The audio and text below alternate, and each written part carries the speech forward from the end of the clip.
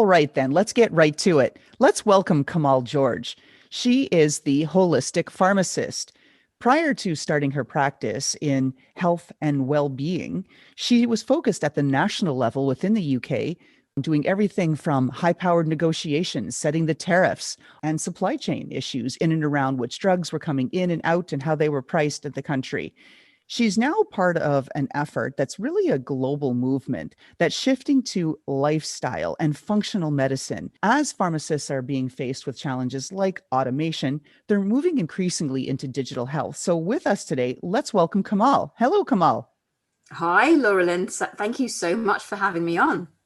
Well, it's always exciting. We love learning from all of the different guests that we have from all over the world in different industries. Maybe just tell us a little bit of the state of the union, if you would, as far as pharmacy in general. Yeah, sure. So, obviously, here in the UK, pharmacy has, just like in the US, actually, is undergoing a bit of a revolution right now, I would describe it as. We have had digital health really almost thrusted in front of us, most certainly through the period of COVID. If we weren't aware of it, we certainly are well aware of it now.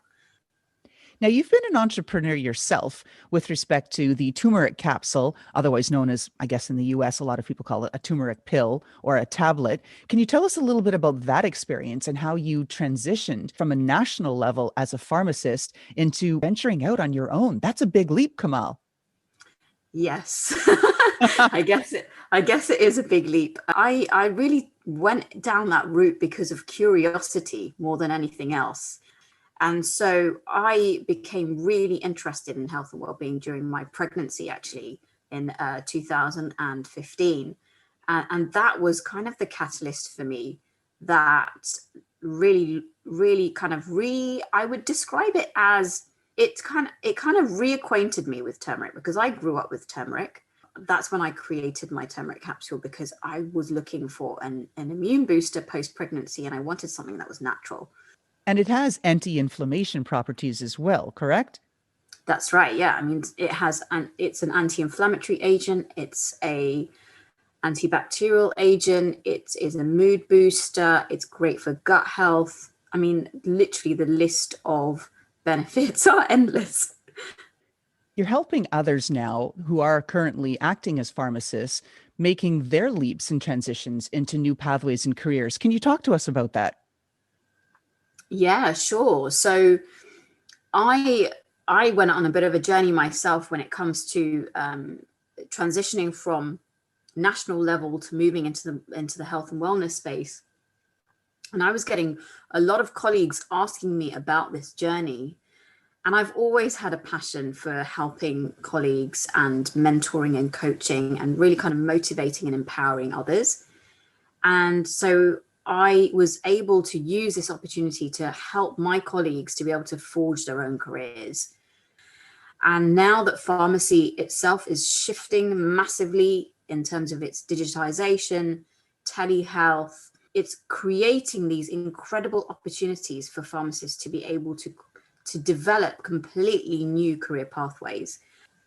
Now, this is a great segue for the next line of questioning that I had, which is in and around the whole notion that you switched, right? Big leap. You were at the national level negotiating supply chain. I mean, that's big and heavy stuff. And you made a leap to venture out on your own, to follow your values, follow your passions.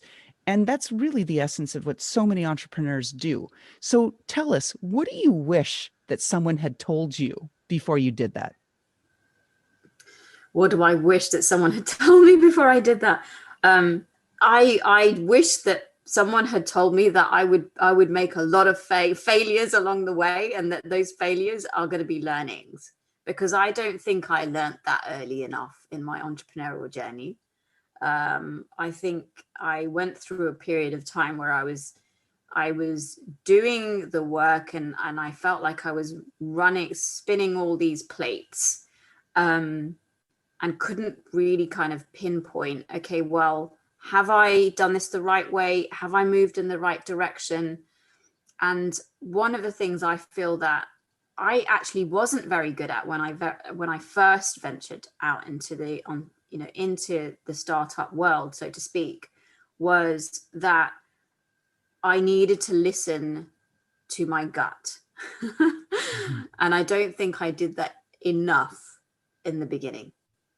And you hear that so often, right? All that self-doubt, either you're putting those messages in your own head or you're hearing it from the naysayers who are probably saying, oh, why would you do that? Don't do it. You'll never be successful, right? At your age, at your stage, at whatever. And you hear that and you start to believe it after a while.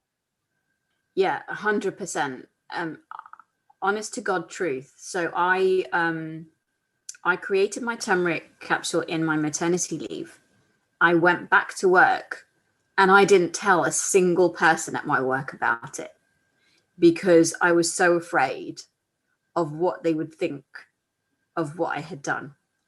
And that's just an example of how fear gets in the way. And it was really interesting because when I eventually did tell my colleagues about it, they were so proud of what I had done and they supported me. And, you know, sometimes we are our own biggest enemies, right?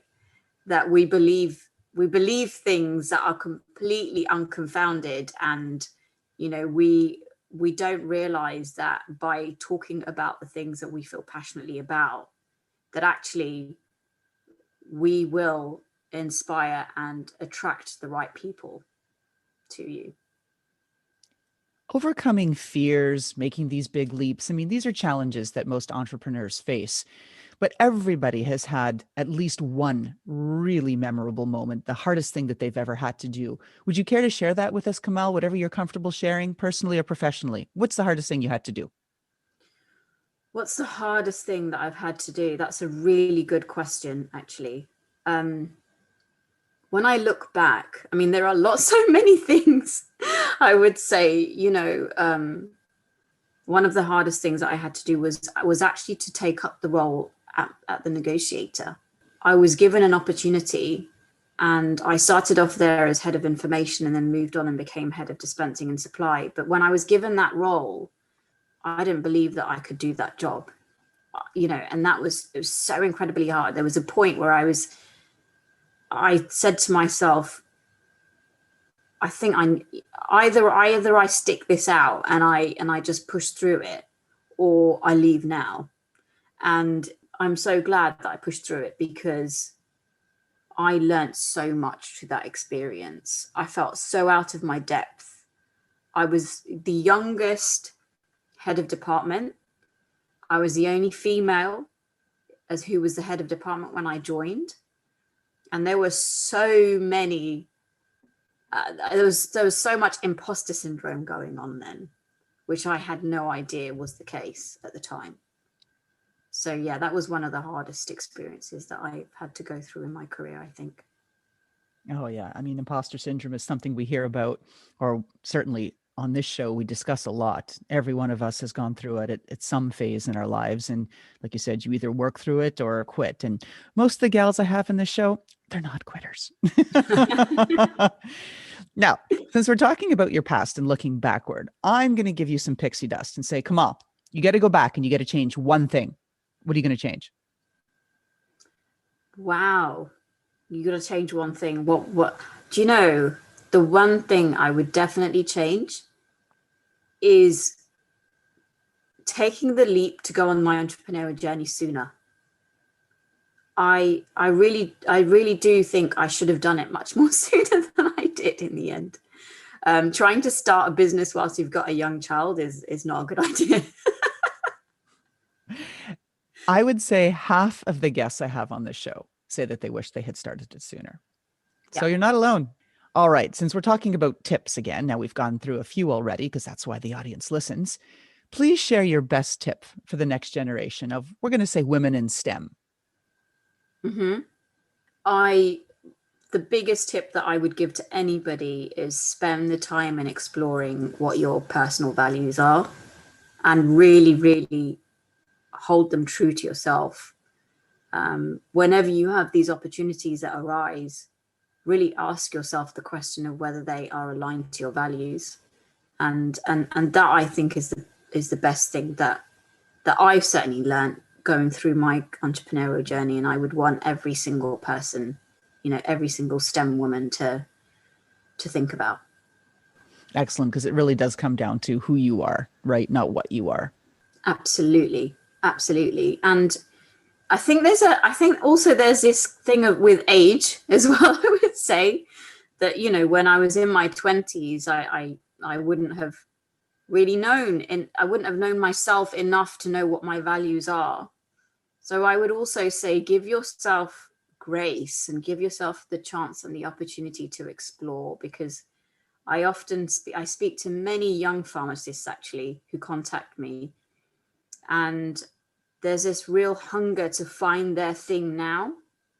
And one of the things that I really encourage them to do is really embrace that exploratory phase in your career, because that's the fun part of your career.